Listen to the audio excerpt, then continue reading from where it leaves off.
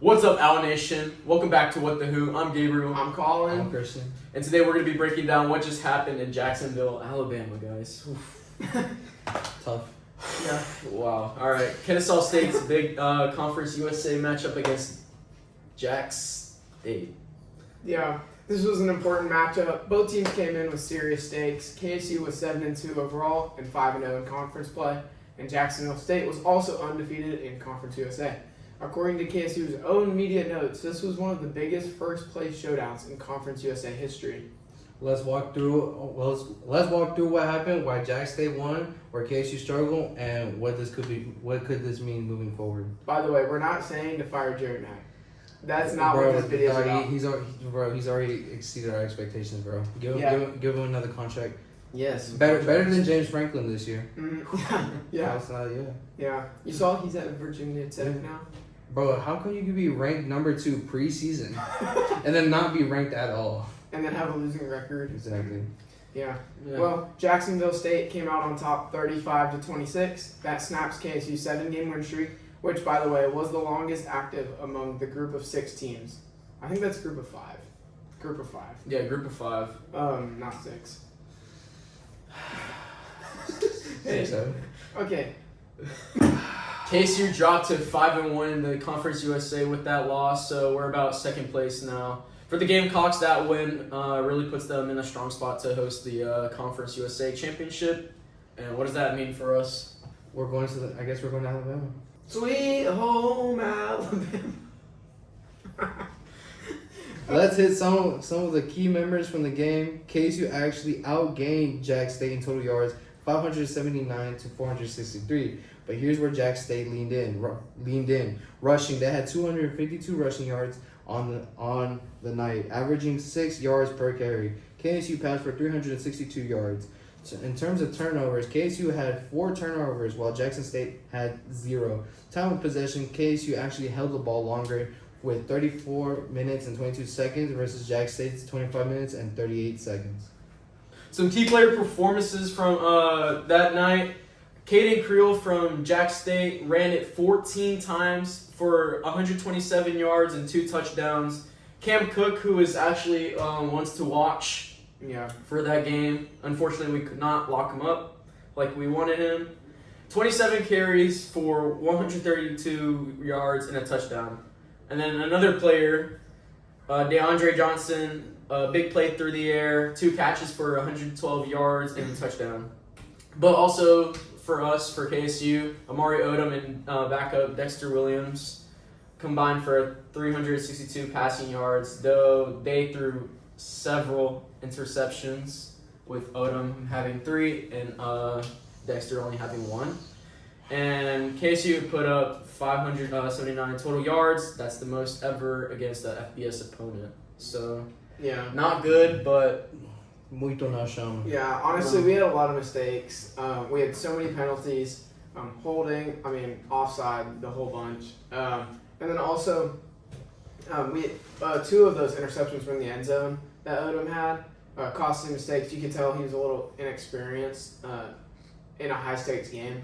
And honestly, I think it's all right. It's not a huge deal. Dexter Williams showed his veteran presence like we talked about in the prediction video. Like I talked about.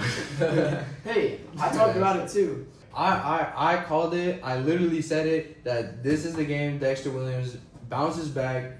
I think he kind of did, because if you think about it, his interception didn't come until the last throw of the game. Regardless if we had scored a touchdown and made a 2-point conversion, we still wasn't gonna win. Yeah. So and we put up the fight to almost come back. We got exactly. But it was that first half. I told you tonight. That night was the night for Dexter, and you know what? I think this could lead out to the rest of the games. Where Dexter I think Dexter might start the rest of the way. Yep. Odom has time. Yeah, so. no diss to Amari Odom. Odom still. We've been going back and forth. This is the one thing I don't really like about having 2 quarterbacks is a lack of consistency. So that might help if we keep one the rest of the way. And Dexter Williams being the veteran, I think it should be him. Yeah. So why did Jackson State come away with this? There was a few big factors. Rushing dominance, their quarterback Creel and running back Cook ran for 252 yards combined, which is a crazy amount. that kept KSU's defense on its heels, and it burned the clock. I mean, running the ball will evaporate any time left. So, and then ball security, KSU turned it over 4 times, and Jacksonville State did not. That's a killer in a tight, high-stakes game. And then big plays, that 62-yard Hail Mary to DeAndre Johnson right before halftime flipped momentum, and we saw that it was a big factor going into the second half. And then game management. In the fourth quarter, Jacksonville State was able to run down the clock and close it out with a field goal, even though we were close to coming back. KSU actually showed some really positive things. The offense was explosive. 579 yards is huge, especially on the road. Their passing game was on fire in terms of yardage. They moved the ball, but the issue came in turning that movement into points consistently and not protecting the ball. But some big warning signs. The 4 turnovers absolutely cost them. And the penalties. And the penalties. Yeah, all of them. Yeah, penalties too. Even though they had more possessions time, Jack State's run game was just more efficient and controlled when it mattered. KSU's defense couldn't consistently stop the ground game, especially in critical moments. Yeah, so this loss is a big deal for KSU's championship hopes in the Conference USA. We will no longer be able to host it unless something crazy happens with Western Kentucky, Missouri State, and Jacksonville State. We can still make it. They no longer control everything, according to the postgame notes. This was their first league loss in over a year. And also, I mean, genuinely, we can still make the championship game.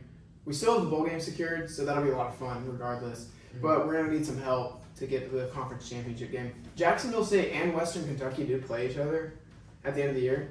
So that could help us move around in standings. We'll see. But we have to win the game against Missouri State. Hopefully they both lose that game. Yeah, hopefully they both lose, yeah. For Jacksonville State, this is a statement win. Their run game is for real, and they can make big plays.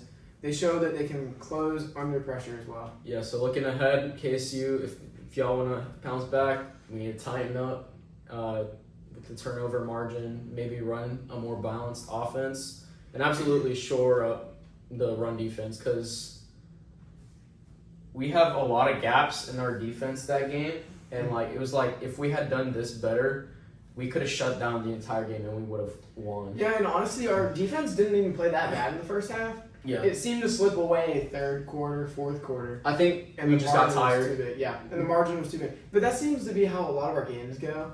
We start off good, and then it seems we get tired or something. I don't know what it is. Mm-hmm. Because we start to fall off. And that's been every game, except for, I think, the UTEP game. So. But yeah. And then Jacksonville State, on the other hand, will lean into that title run. So if they keep going at it, and they can take it all, but let's hope that doesn't happen. Mm-hmm. Yeah. And honestly, I think even with this game, I think if we can correct our mistakes, clean up a little bit. Mm-hmm. I think even if we had 4 turnovers, I think if we only had 2 of them, maybe only 2 instead of 4, we could have won. Yeah. That made a huge difference, especially in the end zone, or the red end zone interception and the red zone interception, and we missed another kick. So there's things all over that can be fixed. So if we do rematch them and play them again in the conference championship, I think there is a decent chance we can come out on top. Yeah. So. Yeah, I think Jack State proved they're more than a one-dimensional team. They ran hard, executed, and made big plays. KSU has the talent. Their offense is dynamic, but this game showed that mistakes are very costly at this level. I think Jack State proved they're more than a one-dimensional team. They ran hard, executed, and made big plays. KSU has the talent. The offense is dynamic, but this game showed that mistakes are very costly at this level. For the rest of the season, KSU is dangerous, and they're the team to beat. Yeah. What's so funny over there? I agree. You're just so passionate. Yeah, guys. And I'm so excited. But guys, we need to stay humble. And yes, for sure. It's an outward. While we're technically still top in our conference, we need to we can't let that distract us. Absolutely. Jack State was a wake up call, and we don't want that to happen this Saturday or for any of the games to come. Liberty. Mutual. Who else do we play?